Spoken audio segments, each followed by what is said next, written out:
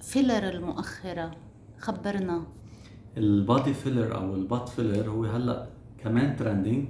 كتير الناس عم تسأل عن هذا الموضوع، ودايما على الابواب الصيفية بنشوف كتير اشخاص حابين يعملوا بط فيلرز.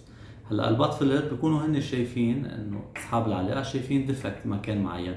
يعني مرات بيكون في عنا هيب ديبس، يعني هي خسفات بالجهة الجانبية. مرات بيكون عندي البط، يعني منطقة البط تكون فاضية، سو بحبوا انه تتعبى، ترفع، تعلي. فالفيلرز هي الحل يعني السريع نوعا ما، بتنعمل بالكلينيك وبنفس الوقت ما بنكون عم نتعرض لعملية جراحية. كمان نفس الكونسبت هو هايلورونيك اسيد فيلر، بس طبعا بيجي اقسى لحتى يضاين اكثر، لحتى ما يتاثر الشكل لما نقعد بتقلنا على البط اريا. فهي شغله حلوه بتعطي نتائج، يعني بتكون ساتسفاكتوري، مرضيه لاصحاب العلاقه. بتنعمل بالعياده بفتره، يعني وقت نص ساعه لساعه بنكون مخلصين. بس طبعا بنحتاج كميات اكبر بكثير من اللي بنحطها بالوجه لناخذ النتيجه المطلوبه.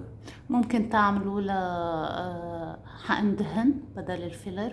ايه، الدهن ممكن ينحقن باي مكان.